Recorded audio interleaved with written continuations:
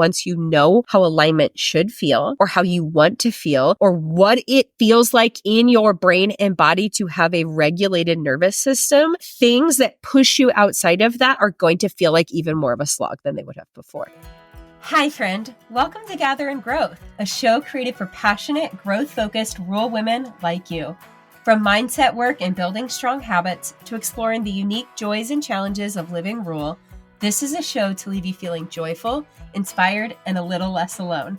Together, we're on a journey of reaching for the most confident, healthy, and authentic version of ourselves, and I'm forever grateful to have you by my side.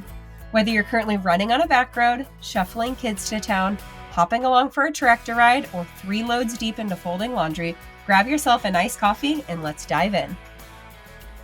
Hello there. I'm going to be totally honest. I got myself a little head cold. Last night was one of those nights that everything was stuffy and draining and like a headache behind my eyes and the sore throat, the whole kit and caboodle. So if I sound a little nasally, if I'm sneezing or coughing, you know what it is, because why not? Why not kick off the beginning of summer with a cold? I don't know about you. My kids are in their last couple of weeks of school. We're doing all the things. And this happened to us over Christmas break too, or before Christmas break. It was like they had one more week of school and then they were sick all of it. And I'm like, really? You have one more week of preoccupied fun, and now you're home when I'm doing all the things. Which actually, unintentionally, is a great segue into the conversation I wanted to have today, which sparked from a chat that my podcast manager / producer and I were having last week. Shout out to Jill Carr. She is the MVP. We were on our planning call. We get together every 6 weeks or so to talk about what's to come, schedule out episodes,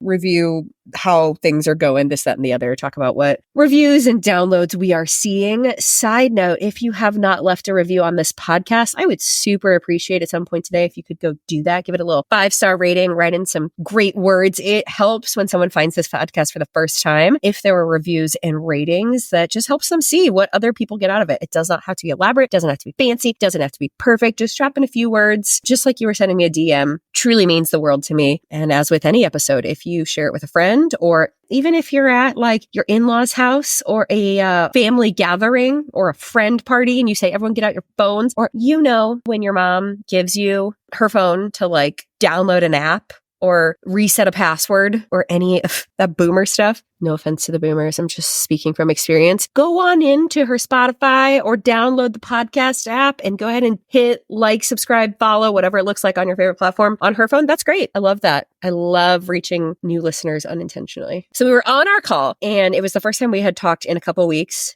just because scheduling things had gotten crazy. And she was like, really, how are you? Because you got a lot going on. And I'm like, I am not going to lie. I am drowning. Things are good, but it's hard. When I started my business, I intentionally continued sending my daughter, my second, to daycare because I knew that I wanted to have really clear boundaries between family and work life, with the exception of when kids are sick or when I need to move things around so I can go to something at their school. Yeah, that's exactly why we do this. But I think one of the hardest things is trying to be a working mom with kids also at home. And that is the season that I'm in right now. I have a almost 7-month-old. We had over the past month been trying daycare. It did not work. She is in a situation she's taking bottle like a champ for my husband and for my mother-in-law and for my mom. And that's great. But we still just don't always have the consistency. And it is hard. I am not going to lie. Shout out to the parents who understand trying to work at home with your kids, because it just always feels like you're not doing the right thing in either way. It's really hard to get in concentrated workflow. So I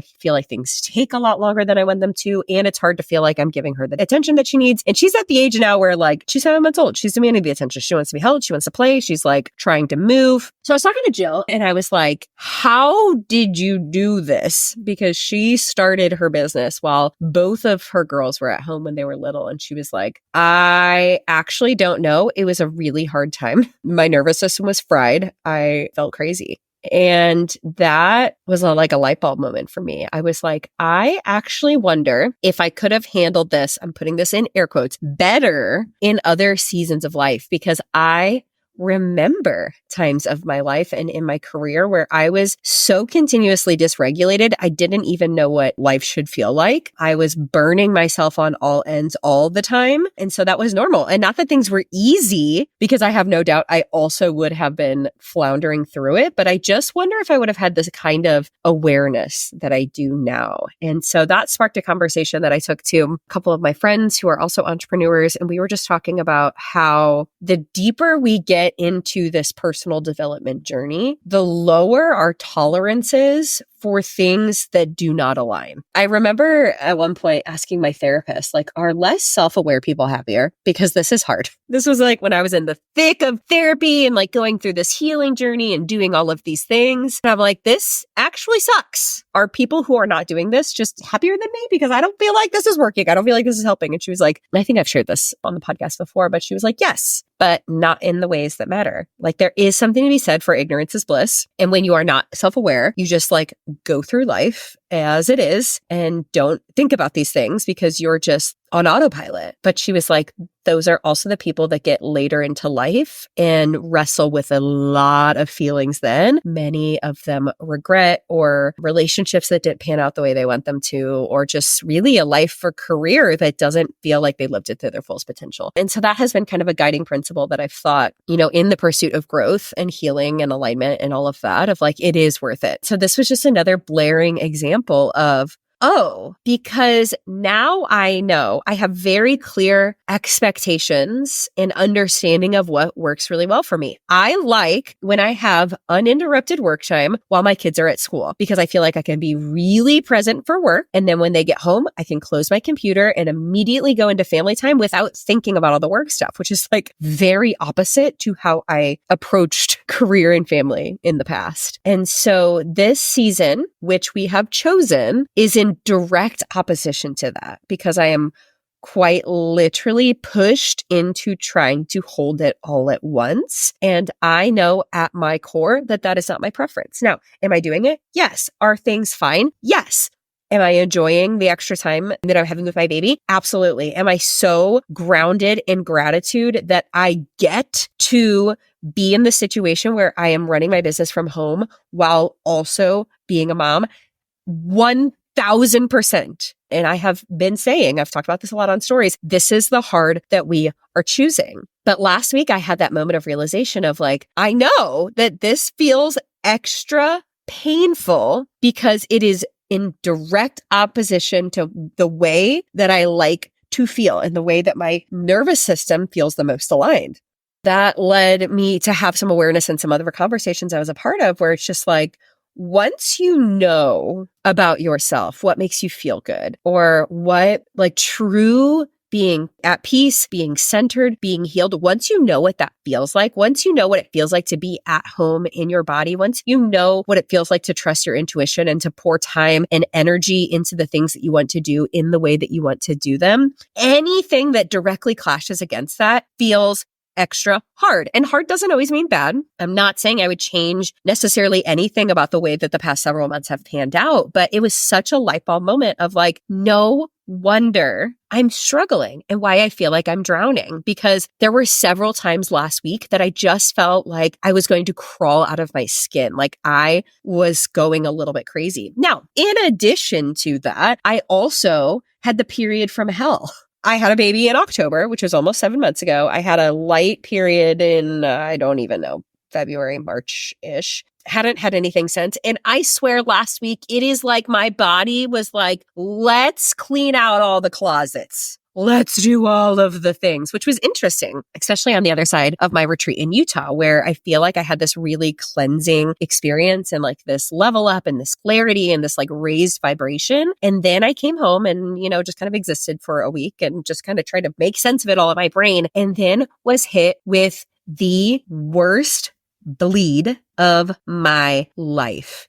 Talk about the experience. And I know that this will resonate with some of you because I made a reel about it and got a lot of messages and like comments. Is like, you just feel like the world is ending. Like you need to burn your business to the ground. Like you suck as a person. Everyone hates you. You're the worst mom ever. Like all of those thoughts. And then you start bleeding like 2 days later and you're like, oh, okay. It was just my period. It was like that, but for like days into my menstrual cycle. I have never in my life experienced anything like it. Like at one point, my husband came home and he was like, "How are you?" Because he knew that I'd been struggling for a few days. And I was like, "I think that I would rather actually crawl in a hole and wither away than do absolutely anything else." Which, like, I haven't had intrusive thoughts like that in a very long time. And needless to say, we got on the other side of that. But I think that there might be something to the fact, this is like a whole level woo-woo I don't totally understand yet. But like, it doesn't feel like a coincidence that I walked away from this like super cleansing experience where I was like stepping into this next season and vibrationally leveling up and like ready to do something new and really stand on my own 2 feet to like say the things I want to say, have bigger conversations, ask better questions, all that stuff we've been talking about here the past couple weeks. And then all of a sudden my body goes through this like crazy cleanse. I don't know. If you know more about this than I do, please feel free to shoot me a message, but it did not feel accidental. So anyway, we layer that on top of a launch week. Would never plan it that way. I have not gone down the rabbit hole quite yet of like syncing my work and my business to my cycle. Because first of all, I haven't had a cycle in like 7 months. No, more than that, because you don't have it while you're pregnant, in forever. So basically the entire time I've had awareness around my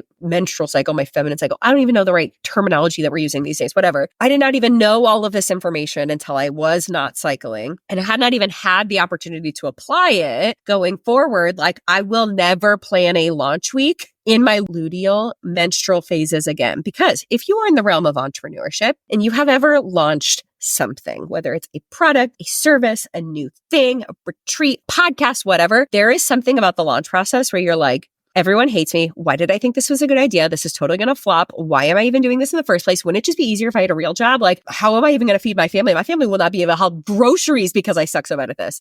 So I layer that on top of this period from hell, if I'm being honest. Then I layer that on top of the fact that my daughter is on my lap while I'm just trying to do the things that I need to do to even make this launch happen, just to like write an email or create a social media post or like respond to a message. And it was like the trifecta of like feeling so dysregulated and so crazy in my body. So then I come into this conversation and have this like massive realization of like, yeah, my body, my nervous system, my brain, my like skin, muscles, bones, energy, everything was like fighting against each other. And like, I am no longer at the point in my life where I can just push through that and pretend like it's not happening. Like I've really been starting to step into this masculine energy is like very like hustle culture. I feel like the way a lot of us were taught to be productive, to do more, to be more, especially in terms of business, and like really trying to understand and embody more of this like intuitive receiving, feminine energy, alignment, like flow state. And so here I am trying to do all of these things and I just cannot fake it like I used to.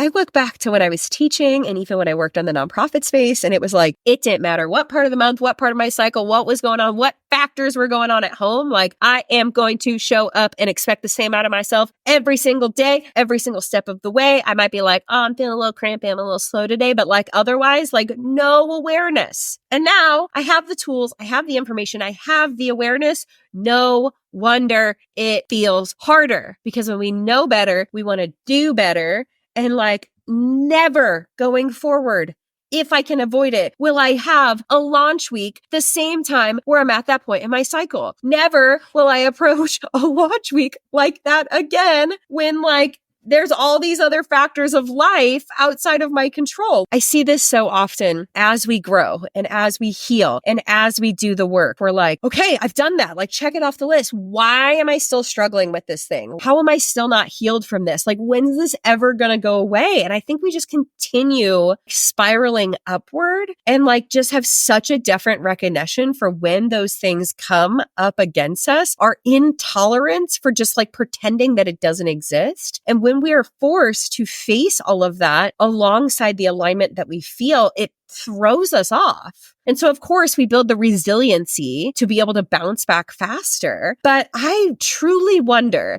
that if last week had happened and I was still in the brain that I had 6 years ago, would I even have had the metacognition to know how much I was struggling? Or would I have just been like, ignore all of that, push it out, and continue doing it harder? I don't know. I don't even know that I have any like really tangible takeaways for you, but I wonder if this is just an aha light bulb moment for you, like it was for me. When you are in the journey where you are doing the work, you're going to therapy, you're investing in personal growth, you're working with a coach, you're involved in a mastermind, you're reading books, you're starting to feel that alignment. You've like brought so many things to fruition. You've let go. You're setting boundaries more than ever. You're nurturing your physical, mental, and emotional health. And then all of a sudden it feels so hard. And you're like, why? What is wrong with me? Why can't I handle this? I really am curious and think that there's something to the fact that once you know how alignment should feel or how you want to feel or what it feels like in your brain and body to have a regulated nervous system, things that push you outside of that are going to feel like even more of a slog than they would have before.